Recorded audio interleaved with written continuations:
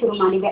ಪರಿಸರವಾದಿಗಳು ಎಷ್ಟೇ ವಿರೋಧ ವ್ಯಕ್ತಪಡಿಸಿದ್ರು ಮೆಟ್ರೋ ಅಧಿಕಾರಿಗಳು ಮಾತ್ರ ತಮಗಿಷ್ಟ ಬಂದಂತೆ ನಡೆಸಿಕೊಳ್ಳುತ್ತಾರೆ. ಈ ಮಧ್ಯೆ ಸಿಎಂ ಕೂಡ ಮೆಟ್ರೋ ಕಾಮಗಾರಿಗೆ ಬೆಂಬಲ ಸೂಚಿಸಿ ಬಿಟ್ಟಿದ್ದಾರೆ.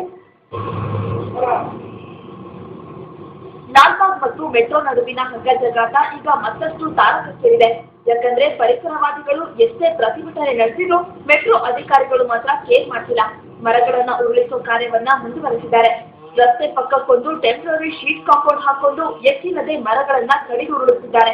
ಇವತ್ತು ದಿಢೀರ್ ದಾಳಿ ನಡೆಸಿದ ಹಸಿರು ಉಸಿರು ಸಂಘಟನೆ ಸದಸ್ಯರು ಮೆಟ್ರೋ ಅಧಿಕಾರಿಗಳ ವರ್ತನೆ ವಿರುದ್ಧ ಕಿಡಿಕಾರಿದ್ರು. ಮಾಹಿತಿ ಪ್ರಕಾರ ರೀಚ್ 4 ಪೂರ್ತಿ ಸ್ಟೇ ಆಗಿದೆ. ಸ್ಟೇ ಆದ್ಮೇಲೆ ಇವಾಗ ಇವ್ರಿಗೆ ಟ್ರೀ ಕಟ್ ಮಾಡೋದಕ್ಕೆ ಪರ್ಮಿಷನ್ ಇವ್ರಿಗೆ ಕೊಟ್ಟಿಲ್ಲ. ಅದ್ರ ಜೊತೆಗೆ ನಾವು ಪೊಲೀಸ್ ಕಂಪ್ಲೇಂಟು ಕೊಟ್ಟಿದ್ದೀವಿ.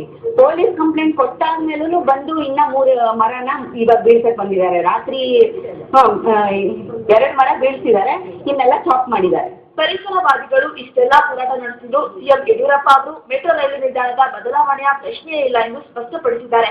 ಅಲ್ಲದೆ ಯಾವುದೇ ಕಾರಣಕ್ಕೂ ಆರ್ಟಿ ರಸ್ತೆಯ ಮೆಟ್ರೋ ಮಾರ್ಗವನ್ನ ಬದಲಾಯಿಸುವುದಿಲ್ಲ ಎಂದಿದ್ದಾರೆ. ಅಲ್ಲದೆ ಪ್ರತಿಭಟನೆ ನಡೆಸಿರೋ ಪರಿಸರ ಪ್ರೇಮಿಗಳು ಕಾಮಗಾರಿಗೆ ಸಹಕರಿಸುವಂತೆ ಮನವಿ ಮಾಡಿದ್ದಾರೆ.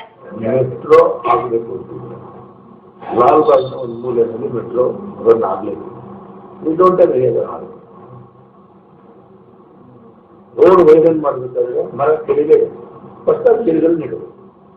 ಒಂದು ಅನಿವಾರ್ಯ. ನಮ್ಮ ಪರಿಸರವಾದಿಗಳಿಗೆ ವಿನಂತಿ ಮಾಡ್ತೇವೆ, ಎಲ್ಲೆಲ್ಲಿ ಸಾಧ್ಯ ಇದೆ ನಾವು ಅವಾಯ್ಡ್ ಮಾಡ್ತೇವೆ. ಎಲ್ಲಿ ಅನಿವಾರ್ಯ ಆಗುತ್ತೆ ಅದು ಯೋಜನೆ ಪೂರ್ಣ ಆಗ್ಬಿಟ್ರೆ ಮಾಡಲೇಬೇಕು. ಸಿಎಂ ಅವರ ಈ ಹೇಳಿಕೆಯಿಂದ ಮೆಟ್ರೋ ಅಧಿಕಾರಿಗಳು ಕಾಮಗಾರಿಗೆ ಚುರುಕು ಮುಟ್ಟಿಸಲು ಚಿಂತನೆ ನಡೆಸಿದ್ದಾರೆ.